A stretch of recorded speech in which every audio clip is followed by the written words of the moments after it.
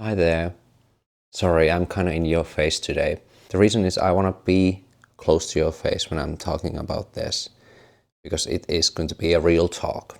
We are talking about insecurities, we are talking about human problems, we are talking about life, and of course, we are talking about tabletop role playing, especially the solo side. In my videos, I have seen this certain trend of a certain type of a comment that is meant to be a compliment, but it also includes a hinder of self-doubt. And there are many forms how this has been written, but the base sentiment is, wow, you're so creative. I wish I could be as creative as you when I play solo. Can I even play solo games if I'm not creative? And being creative is a funny thing. It's almost something that you can say it's quite close, the same thing as saying that someone is charismatic or someone has charisma. Usually the sentiment is that either you have charisma or you don't have charisma, and there's nothing in between.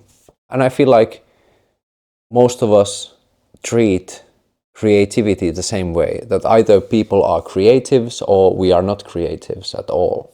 And I have to say, I don't agree with this sentiment. I think everyone has creativity in them. Being creative is a very human thing to have.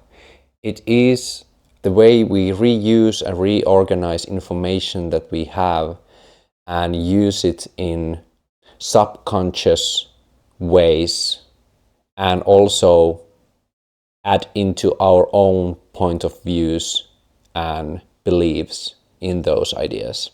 And that is creativity.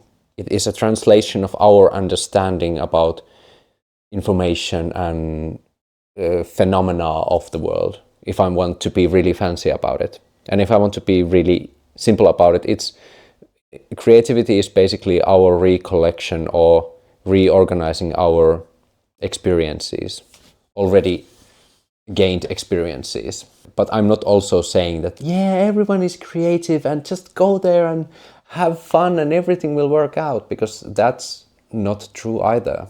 Creativity is a muscle. It is the same thing as pro athletes, pro writers, composers, mathematicians. Creativity is a skill that you have to cultivate. It takes a lot of effort to be in a situation where you have the skill to commit to your decisions. You have the skill to have relevant experiences about the situations and know how to generally apply them into the situation. It is having the basic idea of story progression and pacing and having the feel of what the story or the situation needs. Of course, these things are a little bit different in different fields. I'm focusing on how I feel like solo game is progressing and what kind of creativity you need to run a solo ttrpg session. But yeah, it requires a tremendous amount of training and just basically doing it. Solo ttrpgs is definitely same kind of hobby as drawing would be, that you might not like your first drawings when you have done them. But the more time you practice drawing, you have seen different techniques, you have tried different pictures, and you have repeated and repeated, you become more better, you become more fluid, you become more free with your techniques and ideas, and then you can go into a situation where you feel like you can draw almost anything. You can't draw everything like perfectly, and you have things that you feel like, oh, I'm better at drawing these things and I really don't like draw those things. But still, you have developed yourself in a sense that the more skill you have, the more experience you have, the more free you will feel to draw something, and the more free you feel like you can improvise. And this is definitely more evident in solo ttrpgs, because in group play you have your experienced GM, you have your experienced player on the table most of the time, and even if these people would not be experienced, you still have the other people there with you. In solo ttrpgs, you are doing all the heavy lifting by yourself. And what I'm trying to achieve with this video is that I just want to tell you, creativity is a skill that you can learn, and don't feel bad if you're not Geek Gamer, Trevor DeVal, or Daniel from Dungeon Dive even. These people are either professional storytellers or they have been doing this for a long time. Like for me, example, before I started doing this on YouTube, I've had a 10-year experience on musical theater. I have been working on different city theaters around Finland. I have done short films. I have studied acting in UK, and I did my dissertation degree on improv. So I have been studying it in school.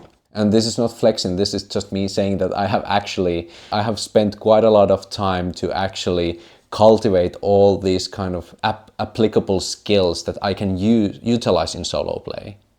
And not to mention, I have been playing tabletop RPGs for over 10 years, so at the same time that I have been working in artistic fields. So yeah, I have quite a lot of experience. But I still feel like, but I'm still very conscious about how I'm performing, especially in front of camera for you guys. I'm still feeling really conscious about, for example, how I'm speaking English, for example. I'm not a native English speaker, as you might noticed by now. And that was a huge thing that almost stopped me from making videos, because I was like, but I can't tell the stories that Critical Role or Trevor does, because I don't have that native well-spoken poetic language style. But the main point is that I was like, that's all right. I don't need to make these highly entertaining, well-spoken videos. I still feel like that I have stories to tell. I still feel like myself and somebody else can get something out of it, out of these videos. And I truly believe that there are some value. And then I also added some educational stuff. I felt like, okay, if I can't bring you guys the best stories there is, I can still bring you different ways you can utilize tabletop RPGs, or I can introduce to you new ones. So don't worry about it if you feel like you're not as creative. If you're having fun, that's the most important part. And now some actual tips. If you want to practice solo RPGs, you can always play games like 5 Parsecs from Home, which is more like a skirmish adventure miniature game.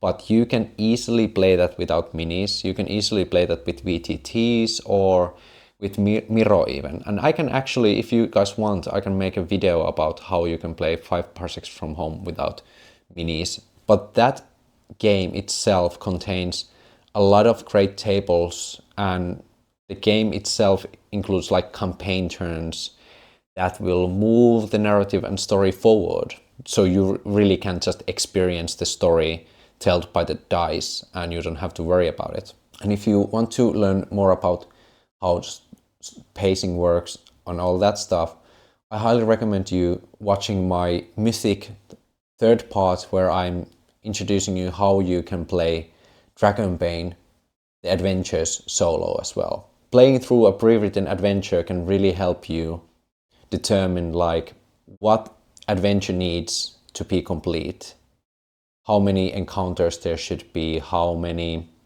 things there should be at one time, and all that. And it's just like written in there. And also a really good advice for uncreative people is to plan ahead a little bit. Just decide, okay, I will make a solo adventure that will have 3 encounters and then the final conclusion. And by encounters, I don't mean fight. I mean like, okay, there's an encounter, broken bridge. There is an encounter, a stranger approaches, and there is an encounter, surprise attack. Those 3 can be the encounters, and then there is the final conclusion. So you can really narrate it down, and I can't emphasize this enough. I have said this in my other video about solo play, open world solo play. Keep it simple. Keep it simple. That is the most professional tool I can tell you. Keep it simple. The more you pull in the reins and keep it in control, the more fun you will have. I promise you. Because you just want to let go. You just want to take all those interesting threads and follow them. But as soon as you do that, you are lost. So yeah, this is gonna be this kind of shorter, quicker, not that fancy edited video, but I felt like this was an important thing that I wanted to add just between my uploads for you guys. So yeah, if you just found this video alone and you haven't subscribed, I know, like, subscribe or whatever, I don't care. And I will see you next week in my main uploads. For now, it's moro moro. And remember, practice, practice, practice makes perfect.